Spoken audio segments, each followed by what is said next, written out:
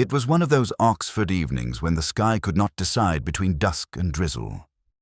I remember pausing under the archway of St. Bartholomew's College, the bells from the chapel half-hearted in their rehearsal, the notes colliding like arguments overheard through old stone. I had gone there without purpose, or so I told myself. Lewis would have said I was merely restless, that word he used when he meant lonely. The porter nodded as I passed, his small transistor radio murmuring an old hymn, its tune slower than it was meant to be. The quadrangle smelled faintly of rain and pipe smoke. I paused before the notice board, where someone had pinned the week's service sheet beside a faded advertisement for a chamber recital. Beneath them, in a neat italic hand, someone had written a single line of poetry. Even silence has its echo. It was unsigned, and that small anonymity troubled me more than I cared to admit. Inside the chapel, the air was full of sound and candle wax. Dr. Evelyn Markham stood beside the organ, one hand resting on the keys as though to steady herself. She was speaking to the choir master, her voice carefully pitched between irritation and fatigue. I caught only fragments. Something about the tuning, the absence of the tenor, the impossibility of maintaining standards when the college could not even fund new hymnals. Her eyes met mine briefly, and in that fleeting glance I thought I saw not annoyance, but guilt. I asked after her health. The kind of question one asks when there is something more one wishes to ask but cannot. She smiled thinly and said she was fine, though her tone suggested otherwise. Then, as if to fill the silence, she remarked that the bells had been behaving oddly of late. The tenor, she said, seemed to lag a fraction behind the rest, as though unwilling to join the harmony. I told her that perhaps even bells required conviction. She looked at me then in a way that suggested she understood the remark was not about music. When I left the chapel, the rehearsal continued, a repetition of notes that refused to align. I crossed the quadrangle, the sound following me like an unfinished sentence. In the porter's lodge, the radio had gone silent. A newspaper lay folded beside the kettle, its headline smudged by tea. Local musician found dead in canal. I noted the name, Colin Priestley, without meaning to. It was one of those names that felt familiar in the way a forgotten melody does. Later, at the King's Arms, I found myself at the bar beside two men from the college maintenance staff. They were discussing the same death, though with the callous certainty peculiar to those who believe they are untouched by tragedy. One of them said he'd heard it was suicide, the other that it was drink, and the first replied, with a smirk I can still recall, that it was neither, because Priestley had always been too proud to die by his own hand, and too mean to pay for whiskey. Then, after a pause, long enough to matter, he added that perhaps someone had helped him along. The phrase was casual, tossed like ash into a grate, but it hung in my mind long after the conversation had moved on to football. I walked home through Cat Street, the rain resuming with that steady, indifferent rhythm that suits Oxford best. Somewhere behind me, the bells began again, uncertain, searching for the right interval. Their echo reached me through the mist, fractured and melancholy. I thought of Dr. Markham's expression, of the unsigned line on the notice board, of the name Colin Priestley and why it refused to leave me. In retrospect, I suppose that was when the case began, though at the time it seemed only another evening among many. Still, as I crossed the High and saw the lighted windows of the Bodleian reflected in the puddles, I felt the first small tremor of unease. A bell's echo can travel farther than one expects, and sometimes it carries more than sound. That night, unable to sleep, I filled in the crossword from the Times and found myself halted at one clue. Voice of Truth, a 7. I tried singer, orator, prophet, none of which fit. The answer, I thought, would come later, perhaps with daylight. But the bells went on ringing long after midnight, and each note seemed to whisper the same question I could not name. The call came early, before the bells had begun their morning quarrel. Lewis's voice was tentative, as though he already knew I would dislike what he had to say. "A body," he said, "found beneath the organ loft at St. Bartholomew's. A fall, apparently. The coroner would call it an accident." He paused then, as though to test whether I was listening. I told him I was already on my way. The air outside was brittle with rain. I remember the faint scent of diesel from a delivery van idling near the gate, mingled with the older, sadder smell of wet limestone. By the time I reached the chapel, the choir stalls were empty, their red cushions askew, as though the singers had fled in the middle of a hymn. 2 constables stood near the rail, whispering in the embarrassed tones of those unaccustomed to death in ecclesiastical settings. He lay at the foot of the wooden stairs leading up to the loft. The body was twisted slightly to the left, one arm flung outward, the fingers curled around nothing. I have never liked looking at the dead, even after all these years. The stillness seems an accusation. The caretaker, Briggs, stood nearby, wringing his cap, muttering that he'd found him like that when he came to polish the brass. Lewis pointed to the stone floor, where a faint smear of blood had dried to the color of old varnish. I looked up toward the loft. The wooden railing, freshly varnished, gleamed in the pale light filtering through the stained glass. It was intact, unbroken. A fall from there would have been enough to kill a man, but something about the angle seemed wrong. Too direct, too obedient to narrative convenience. Accidents seldom oblige in such tidy ways. Lewis handed me a small plastic bag. Inside was a folded crossword from the Times, slightly damp, its pencil marks smudged into soft ghosts of words. One clue caught my eye. Voice of Truth, 7. The answer space remained empty. I told Lewis to keep it safe. He raised an eyebrow, and I could almost hear the thought behind it. Only Morse would find meaning in a crossword left by a corpse. Dr. Evelyn Markham arrived shortly after, her expression composed but her eyes red-rimmed. She said she had known Colin Priestley for years. He had been a tutor at the college until recently dismissed over some disagreement with the bursar. Her tone suggested the word disagreement carried more history than she wished to share. She asked if it was an accident. I told her we didn't yet know. She looked past me to the body, and for a moment her face softened, as though she'd glimpsed not a colleague, but a memory. I wandered up to the loft. The organ pipes rose around me like sentinels, their metal mouths mute in the cold light. A half-open music score lay on the stand. Vaughan Williams, Mass in G minor. I traced a finger over a smudge of ink on the lower margin, the shape too deliberate to be accidental. It might have been a fingerprint, or perhaps I wanted it to be. From that vantage, the fall made even less sense. The space was narrow, the banister solid, the steps well maintained. One would have to lean forward unnaturally to tumble over it. I asked Briggs if the lights had been on when he found the body. He said no. He'd turned them on himself. I asked if the door had been locked. He said it had been, but with the master key in the lock from the inside. That, I noted, was not the behavior of a man intent on jumping. Back below, Lewis had been speaking to the verger, who mentioned that the previous evening's rehearsal had ended earlier than usual, 8:30.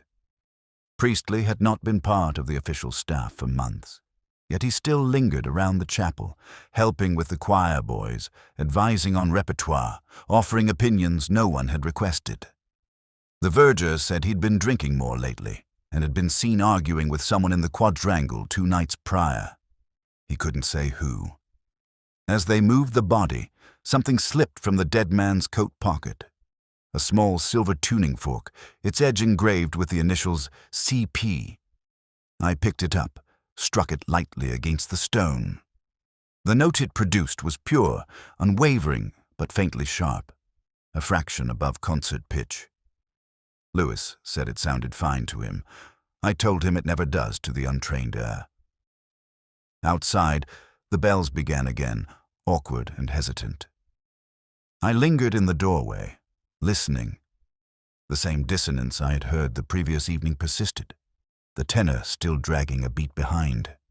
It might have been coincidence, or perhaps, like the tuning fork, it was the world's quiet reminder that something, somewhere, was just slightly off-key. That morning, I did not yet know how deep that discord would run, but as I walked away, the sound followed me across the wet stones, a measured tolling, almost human in its persistence. There is a certain stillness that follows a death in Oxford, not silence exactly, but an air of deferred conversation. People lower their voices not out of respect, but calculation, as though sound itself might reveal too much. By the next morning, St. Bartholomew's had resumed its usual composure. The porter sweeping rain from the flagstones, the chapel doors open just enough to suggest piety without warmth. Only the faint scent of polish and candle smoke betrayed the disturbance of the night before. Lewis and I began with the living, as one must. Dr. Evelyn Markham received us in her office, a narrow room that smelled of paper and despair. She spoke softly, her hands folded on the desk. Colin Priestley had been, she said, a gifted if difficult man. Erratic, brilliant, prone to arguments that began over music and ended in accusation. His dismissal had been necessary, though regrettable. I asked what precisely had occasioned it. She said there were matters best left to the bursar's records. The way she looked away when she said it made me think of unfinished sentences. The bursar, Lionel Ames, was of the sort one expects to find in Oxford finance, courteous, well-fed, and convinced that morality, like interest, compounds only for those who deserve it. He assured us that all accounts were in order, though Priestley had been troublesome about some discrepancy in the choir's scholarship fund. I asked to see the ledgers. He hesitated, then promised to have them delivered later that afternoon. There are men who can lie without blinking, but Ames blinked twice in the span of one sentence. Helen Faulkner, the soprano, met us in the cloister garden. She was younger than I had imagined, her face pale against the drizzle, her voice carrying the faint tremor of guilt disguised as fatigue. She said she had known Priestley only as a mentor, nothing more. I did not ask if she believed that herself. She said he had been kind, demanding, but never cruel. When I mentioned the rumor of an argument 2 nights before, she froze, not in fear, but recognition. Then she said she had been rehearsing elsewhere. It was the word elsewhere that interested me. People who lie often retreat to abstractions. The caretaker, Briggs, lingered near the chapel, waiting for an opportunity to offer unsolicited truth. He said he'd seen Priestley enter the chapel late that night, carrying a small parcel under his arm. Something wrapped in brown paper. He assumed it was sheet music, but now he wasn't so sure. He'd also seen Dr. Markham leaving some 20 minutes later, looking, as he put it, not herself. Briggs' observations were usually unreliable, but even liars occasionally report facts. By noon, the drizzle had thickened into rain. I took refuge in the college library, the kind of place where dust and silence seem to have been curated with devotion. On a side table lay a copy of The Tempest, its margins filled with penciled notes. The handwriting was unmistakably Priestley's. Sharp, slanted, impatient. One line had been underlined twice. Forgive me, for I drowned too late. It was the kind of quotation chosen by those who confuse confession with performance. I closed the book carefully, as one might close a wound. Lewis found me there, his expression uncertain. He said the pathologist's preliminary report confirmed the fall as fatal. Neck broken instantly. No sign of struggle. I asked whether the hands bore bruising. He said none. I told him that absence can be as eloquent as presence. He frowned, as he often did when I ventured into abstraction. We walked out into the quad. The rain had stopped, leaving the stones glistening like wet ink. Somewhere a bell struck the quarter hour, its tone clearer now than before. I thought again of the crossword folded in the evidence file. Voice of truth. 7. It occurred to me that the answer might not describe the dead, but the living. That night, over a glass of whiskey, I wrote the word cloister beside the clue. It fit neatly, but uneasily. Truth rarely sings in harmony. It hums somewhere beneath the melody, waiting for someone foolish enough to listen. There are few things more revealing than what a man chooses not to send. Letters, like confessions, often falter at the last moment, restrained by pride, fear, or the faint hope that silence might suffice. That morning, as Lewis and I examined the meager possessions retrieved from Priestley's rooms, I found such restraint in tangible form. A bundle of envelopes, unsent and unsealed, tied neatly with a faded ribbon. The handwriting was elegant, slanted, confident, as though written by a man rehearsing forgiveness. The rooms themselves bore the strange tidiness of solitude. A kettle stood on the stove, half-filled, long cold. The curtains were drawn, though not completely. A thin line of light cut across the carpet, illuminating dust motes that rose and fell like tired thoughts. On the mantel, an empty whiskey bottle shared space with a small photograph of a younger Priestley beside Dr. Markham, both smiling in a way that suggested the photograph had been taken before understanding replaced affection. Lewis read over my shoulder as I unfolded the first letter. It was addressed to Markham, but never sealed, beginning formally, drifting swiftly into regret.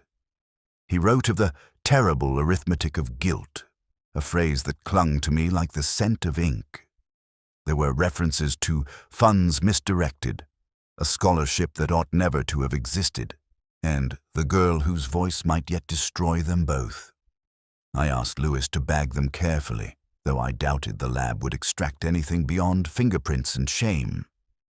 Another letter, shorter, more bitter, was addressed to the bursar. It accused him of moral cowardice disguised as duty and hinted that Priestley possessed proof of certain misappropriations. I began to see a pattern that had less to do with crime than with humiliation. Men like Ames prided themselves on discretion.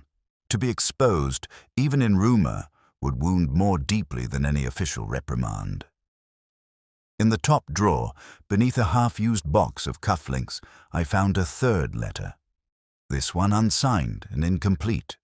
It read only, "If she knew what you'd done for her, she would hate you as I do." There was no indication of who she might be, but I felt, as one sometimes does, that I already knew. Lewis, ever pragmatic, suggested blackmail. I nodded but said nothing. It was possible, of course, that Priestley had intended to use these letters as leverage, but I sensed a more complex motive, an attempt not to extort, but to compel confession. There are those who believe truth can be forced into daylight by the threat of exposure. They rarely survive the experiment. We searched the rest of the flat.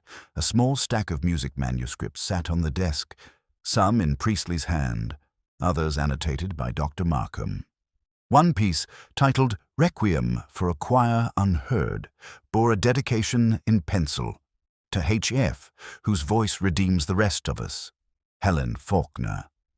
I could almost hear the tune, plaintive, unresolved, like the echo of a bell beneath the rain. Lewis asked if I thought the letters proved motive. I told him they proved only that words, once written, possessed their own cruelty. What mattered was not what Priestley threatened, but why he never sent them. Somewhere between composition and delivery, something, or someone, had silenced him. As we left, I paused by the window.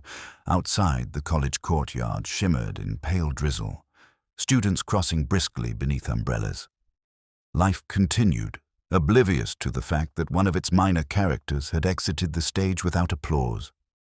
I thought again of the letters, confessions arrested in mid-flight, and of the peculiar human instinct to catalogue regret rather than act upon it. That night, back in my flat, I unfolded my own crossword from the Times. One clue read, "Unspoken truth." 6. The answer came instantly this time, "secret." I penciled it in without satisfaction, then poured a small measure of whiskey. Some truths, I reflected, prefer to remain sealed, like letters that never quite reach their destination. The rehearsal began just after dusk, the air in the chapel thick with incense and the faint metallic scent of rain on leaded glass. I remember standing at the back, half hidden beneath the gallery, listening as the first notes rose, tentative, uneven, like a conversation between people who had once loved each other and now struggled to recall why. Dr. Markham stood before the choir, her hand slicing the air with the precision of someone conducting not music but penance. The boys followed her lead dutifully, their young faces illuminated by the flicker of candlelight. Among them, Helen Faulkner's voice lifted above the rest, clear, almost painfully so. But halfway through the Kyrie she faltered, her breath catching in a way that was not musical. Her gaze drifted toward the side aisle, where I stood. Then she recovered, continuing with a steadiness that was, in its own way, an apology. Afterward, Markham dismissed the boys and turned to her assistant, murmuring something about the acoustics. I heard her say the word echo with particular weight. When the last of the choristers had gone, I approached. She smiled, the polite sort of smile one gives an interruption rather than a guest. I asked whether she'd known Priestley to visit during rehearsals. She said not recently, though she added that he'd always preferred to sit in the back pew. "For perspective," she said. I asked whether perspective was what he sought. Her expression did not change, but her silence was eloquent. Lewis appeared beside me, holding the evening paper. A small notice on the front page announced the inquest's postponement. Beneath it, an advertisement for a concert. Requiem for a choir unheard. I felt the odd chill of coincidence, that private whisper of synchronicity that sometimes accompanies guilt. I asked Markham if she'd seen the piece before. She nodded, her fingers tightening around her baton. She said it had been Priestley's final composition, incomplete, though full of promise. I told her that unfinished things often speak more loudly than completed ones. She replied that some music is not meant to end. Helen was waiting outside, her coat unbuttoned, the rain gathering in the hem of her skirt. She asked whether the rehearsal had gone well. I told her it had, though I suspected she already knew it hadn't. Her voice, I said, had a way of betraying her. She looked at me then with something between fear and defiance. I asked if she'd ever received a letter from Priestley. Her answer came too quickly. No. I said that was strange, as he'd written so many. She turned away, pretending to adjust her glove, and I caught the smallest tremor in her hand. Not fear, precisely. Memory. As she walked off across the courtyard, I noticed the bursar, Ames, watching from the cloister. He greeted me cheerfully, remarking that the choir sounded improved. I asked whether he'd ever cared for sacred music. He replied that balance and harmony were virtues in all things, even accounting. I said that dissonance, handled properly, could be far more revealing. He laughed, though his eyes flickered toward Helen's retreating figure. Later that night, as the rain hardened into a steady percussion against my window, I sat with a score of requiem for a choir unheard. The title page bore Priestley's hand, the notes dense and feverish. In the margin beside the final movement, he'd written a phrase, Adagio con dolor, slow with sorrow. Beneath it, a small smudge, as though someone had pressed a fingertip to wet ink. I couldn't tell whose. I thought of Helen's hesitation, of the bursar's glance, of Markham's silence. 3 people bound not by the death of a man, but by the residue of his music. Somewhere among them lay the truth, or what passed for it in Oxford, a truth that preferred to whisper, always, just before the final chord. It was late afternoon when I returned to Priestley's rooms.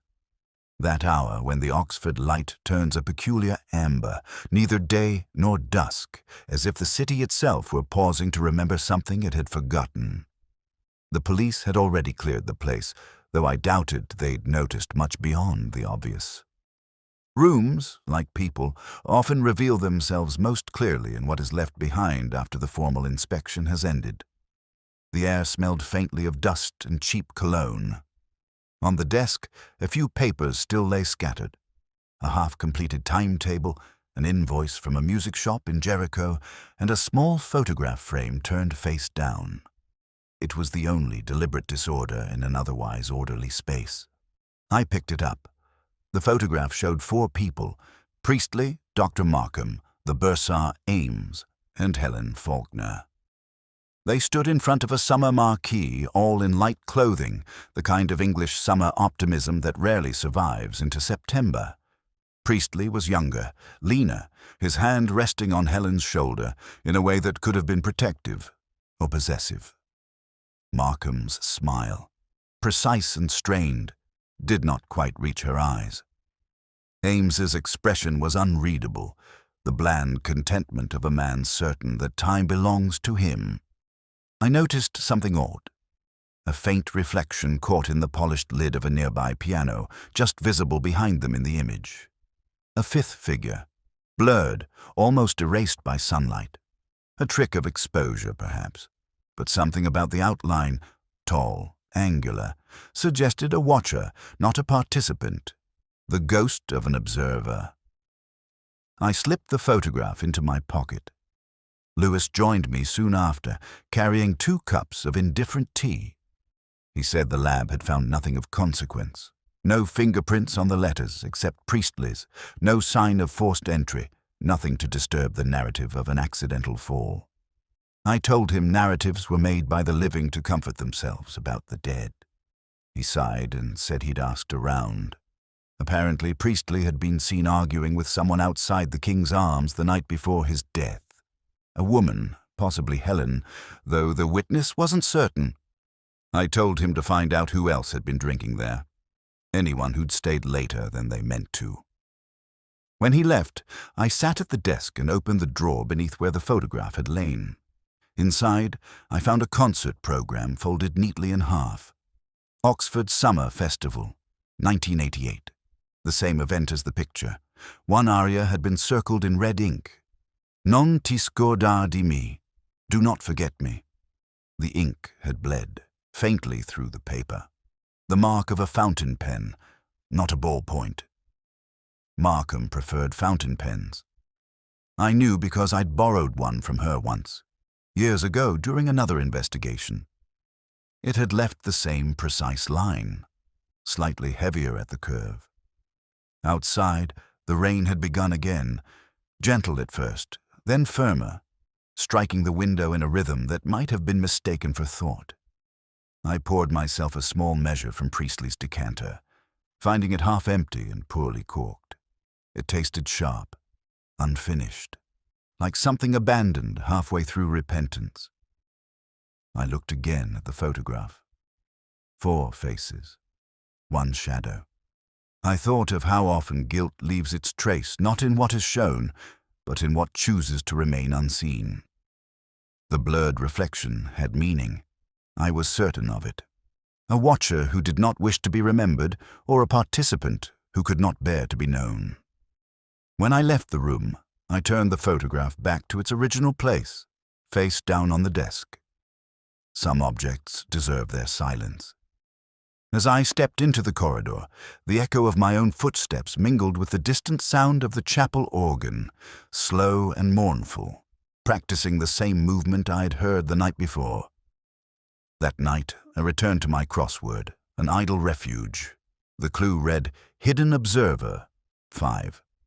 I wrote Angel first, then erased it. After a pause, I wrote Ghost. The pencil broke on the final letter. There are moments in an investigation when everything seems to align. not into truth, but into its counterfeit. For a time, the illusion of clarity can be seductive, the sense that motive, opportunity, and consequence have fallen neatly into place. It was during those few days that I allowed myself to believe I understood the shape of Colin Priestley's death. I was, of course, wrong. Lewis and I met Dr. Markham in her office once more, a meeting that felt less like an interview than a rehearsal of civility. She had folded her grief into composure, the way one folds a letter one has no intention of sending. I told her that Priestley's letters, the unsent ones, implied she had been protecting someone. She looked at me as if she'd expected the accusation all along. Protecting, she said softly, is a relative term. Some people cannot be saved, only postponed. Lewis shifted uneasily beside me, still too young to recognize that such remarks conceal confession without consequence. I asked her whether she had ever feared Priestley. She said no, but the pause before she spoke was just long enough to make the word tremble. Then she added that he was capable of cruelty disguised as charm, a man who mistook admiration for love and love for control. When we left, Lewis said she was hiding something. I agreed. But what interested me was not what she concealed. It was how she did so without lying. There is an art to omission that requires more honesty than truth. That afternoon I returned to the chapel. The organ loft had been roped off, but the scent of wax polish lingered, and in it something else. Faint tobacco, the kind favored by Priestley. It clung to the rail, to the hymnals, even to the air itself. I stood there listening to the silence until I realized it was not silence at all, but a rhythm faintly out of time. The pendulum of the old clock above the west door.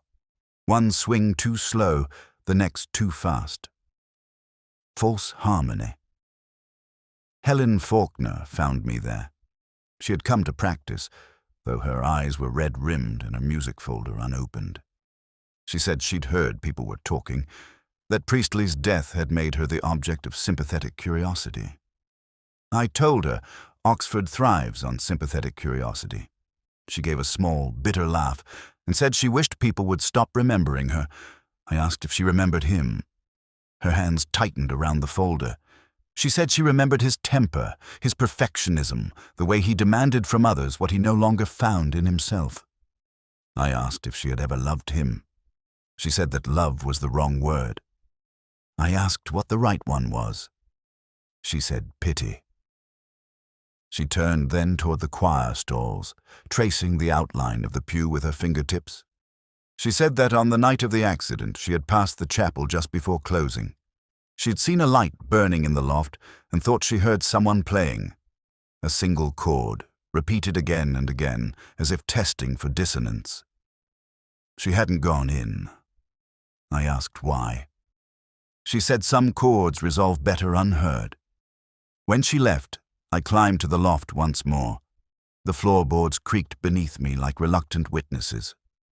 From there, the chapel looked smaller, more intimate, as though the building itself were ashamed. On the stand still lay the score of requiem for a choir unheard.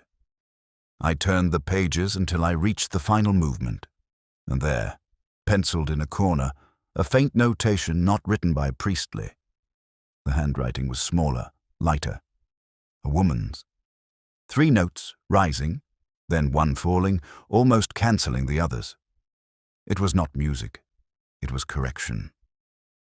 I stood there for a long time, the sound of rain beginning on the roof. Below, the pendulum kept its uncertain beat. False harmony, I thought again. A balance held not by order, but by fear of collapse. I had thought I understood. I was only hearing the tune too soon. That night at home, the crossword offered a cruel coincidence. Perfect accord, 7. I wrote unison, then, after a moment, crossed it out. Some harmonies, I decided, are better left unresolved. It was late when I returned to St. Bartholomew's. The gates had been locked, but the porter, half asleep in his chair, waved me through without question. The rain had stopped, leaving the cobbles slick as pewter. Across the quadrangle, the chapel glowed faintly, one lamp burning within like the last breath of a confession. I remember thinking how Oxford at night is never silent. It murmurs, through pipes, gutters, wind, as though the past insists on rehearsal. I walked toward the cloister, the arches framed pools of darkness and the occasional shimmer of water dripping from stone. I paused near the center, where a thin draught ran along the corridor. It carried a sound, not quite voice, not quite echo. A whisper, perhaps. I told myself it was wind, but even wind has rhythm, and this did not. Lewis had gone home hours earlier, promising to look into the bursar's ledgers. I doubted he would find what I needed. The answers never lie in numbers. They hide between words, in the hesitations of memory. And I had begun to suspect that everyone in that college had perfected the art of hesitation. From somewhere near the chapel door came the faintest scrape. Fabric against wood, perhaps the turning of a latch. I stood still. Then, unmistakably, a voice, low, urgent, female, followed by another, male, rougher, pleading. The sound carried oddly beneath the arch, stretched thin, each phrase stripped of sense but not emotion. There was anger in it, and sorrow, the kind of sorrow that precedes regret. I stepped closer, though I knew how sound behaves in cloisters. It folds back on itself, deceives distance. I could hear the woman's final words most clearly, trembling as though borrowed from another throat. "It was supposed to be you." Then silence. I waited, but no one emerged. When I entered the chapel, it was empty. The air smelled faintly of damp stone and candle grease. A hymnal lay open on the front pew. Page 67, "Oh, for the wings of a dove." I touched it. The paper was warm. Someone had been there moments before. I climbed to the organ loft again, each step groaning under my weight. The same view, the same dim light filtering through stained glass. Yet the silence felt heavier, as if the building itself resented intrusion. I stood at the railing, looking down toward the pew where the hymnal lay, imagining the quarrel replayed there. Two silhouettes, one desperate, one unforgiving. I remembered Helen's words, that she'd heard a chord repeated again and again that night. Perhaps not a chord at all, but a cry disguised in harmony. A draft stirred the papers on the stand. Beneath the score, I noticed a small key, iron, cold, oddly ornate, not the sort one uses for doors. I pocketed it, intending to examine it later, though I suspected already it would fit a lock belonging to secrets rather than rooms. On my way out, I paused once more in the cloister. The puddles reflected faint stars now that the clouds had drifted east. Oxford slept, but not peacefully. I thought of the voice. It was supposed to be you, and wondered whether guilt has its own timbre, distinct from fear. Back in my flat, I poured whiskey and opened the crossword from the morning's paper. One clue remained unsolved. Heard, but unseen. 5. I tried ghost again, then smiled at my own redundancy. The answer, I realized, was echo. I wrote it in softly, the pencil almost trembling. The sound in the cloister had not been supernatural. It had been human, preserved by stone and repetition, a quarrel replayed by architecture itself. Oxford, I thought, has the longest memory of any city I know. I sat a while longer, listening to the rain begin again on the roof, steady and calm this time, washing away nothing. It was Lewis who found it. I remember his voice over the phone, hesitant, almost apologetic, as if the discovery had been an intrusion into something sacred. He said he'd been helping the verger sort through the hymnals in the chapel, the ones too worn to repair. Inside one of them, halfway through Abide With Me, he'd found a small iron key, wrapped in a square of parchment no larger than a handkerchief. He'd thought it odd enough to call me before touching it further. I told him not to worry. Some hymns conceal more than comfort. By the time I arrived, the chapel was empty but for Lewis and the faint echo of his earlier footsteps. The hymnal lay open on the pew, the key resting neatly on its crease. It was an old thing, ornate, the kind of craftsmanship one rarely sees outside museums. The handle shaped into a trefoil, its shaft darkened by years of handling. On the parchment, faint writing had survived the pressure of time, a line from the Psalms, "The truth shall spring out of the earth." I remember thinking that truth seldom springs. It seeps slowly, inconveniently, through stone and gilt. Lewis asked what it might open. I told him Oxford was full of locks that guarded nothing more than the illusion of secrecy. Still, the workmanship suggested importance. The kind of key that belonged to a drawer, not a door. Somewhere private, somewhere close. We tried the vestry first. Nothing. Then the choir cupboard, the organ loft's small cabinet of tuning forks. All wrong. Lewis suggested we consult the bursar, but I wanted a moment alone with the chapel. I walked its length slowly, listening to the faint hum that always lingers after music, the memory of sound preserved in architecture. Near the altar, I noticed a ledger half buried under a cloth. It was the choir's donation book, the same Ames had sworn contained no irregularities. I turned it over. The lock was small, delicate, its rim etched with the same trefoil pattern as the key. It opened easily, though not quietly. Inside lay a series of folded receipts, a few faded letters, and one envelope marked simply for E.M. The handwriting was priestly's. The letter inside was brief, almost tender in tone. He thanked Evelyn Markham for her loyalty in the matter of the girl, promised restitution, and concluded with a line that seemed torn from a sermon. "Music redeems, even what sin cannot." Lewis read over my shoulder. He asked whether that meant what he thought it meant. I told him meaning is never the problem. It's intention that misleads us. The letter was neither confession nor threat. It was, I suspected, a final performance. A man conducting his own absolution. Behind the envelope, beneath a false base of paperboard, we found another item. A resignation letter unsigned, typed on college stationery. It accused Ames of falsifying bursary accounts, diverting funds intended for student scholarships. The tone was formal but careful, as though written for the eyes of someone both judge and accomplice. I looked again at the signature line. Blank but indented, as if a pen had once pressed there and then withdrawn. Lewis suggested this proved motive enough for Ames to silence Priestley. I wasn't so sure. The key had been hidden in a hymnal, a gesture of concealment that spoke not of fear but of guilt tempered by ritual. Whoever placed it there had done so deliberately, perhaps as penance. I asked Lewis to return the book exactly as he'd found it. Secrets, I said, have their own sense of belonging. As we left, the rain began once more, soft as dust. I thought of the line on the parchment. The truth shall spring out of the earth, perhaps. But more often, it lies buried by the living, awaiting those foolish enough to dig with questions. That night, I opened my crossword. One clue lingered unsolved, revealed after burial, 6. I smiled faintly and wrote exhumed.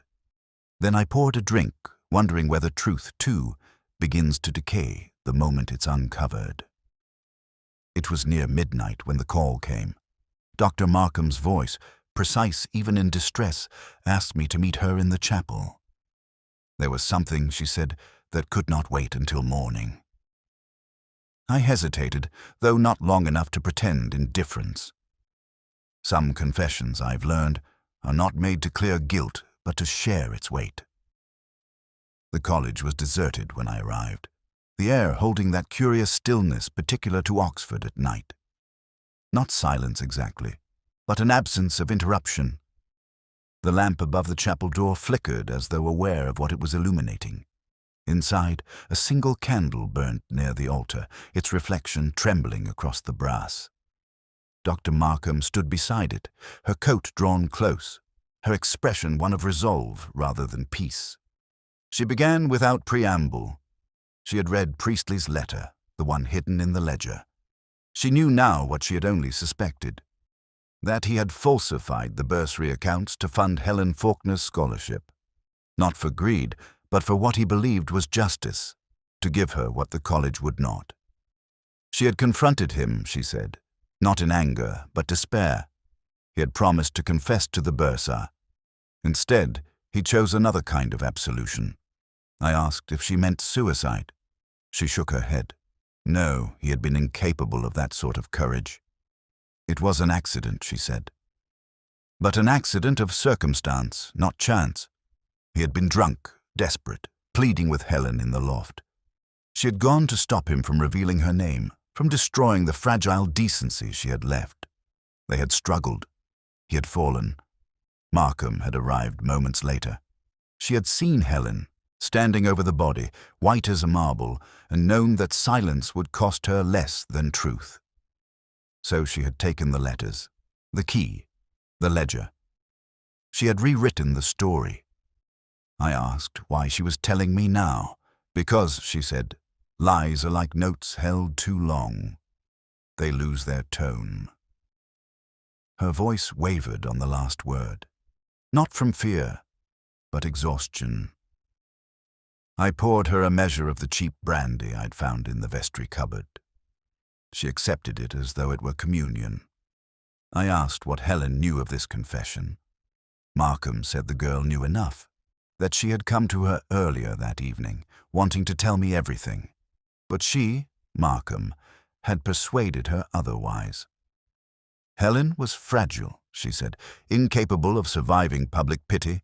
The college would devour her. She paused, looking toward the altar. You understand, don't you? She said. I told her I understood too much. Outside, the rain had begun again, steady and unrelenting. It drummed faintly against the windows, punctuating her silence. There was something almost liturgical about the moment. Two people, both too late for redemption, sharing what truth remained. I asked whether Ames knew. She said no. He had his own sins to conceal, and she had allowed his guilt to distract from hers. It had worked for a time. When she finished speaking, she placed the key, that small iron relic, on the altar cloth. I told her it no longer opened anything worth saving. She smiled faintly. Perhaps not, she said, but it still locks something. Then she turned and walked toward the door, her footsteps echoing softly across the stone. I did not follow. For a long while I remained there, the candle burning low, the faint scent of wax and rain mingling in the air. The confession had changed nothing and explained everything. I thought of Priestley, proud, erratic, undone by sentiment, and of Helen, carrying her own kind of punishment, and of Markham, conducting a requiem for a sin no one would name. When I left, the bells began their slow tolling for the hour. I paused beneath the archway, listening as each note faded into the next, imperfect yet inevitable. Later, at home, I filled in the final clue of my crossword. Unforgiven, 8. I wrote penitent first, then replaced it with confessor. The candle on my desk guttered once, then went out. It was Lewis who brought it to me, late the following morning. An envelope so ordinary in appearance that, for a moment, I thought he must be mistaken. It had been found in a folder of unrelated college correspondence, sealed but unposted, its edges browned with time. The handwriting was Priestley's. I knew it at once. The sharp, angular precision of a man who writes as if correcting himself. The paper inside was thin, the ink faded to sepia. No date, no salutation.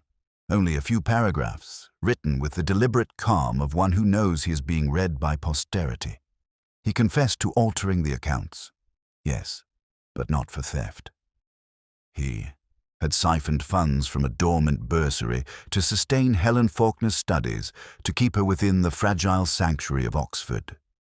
He wrote of atonement through artistry, of wanting to restore beauty where bureaucracy had failed.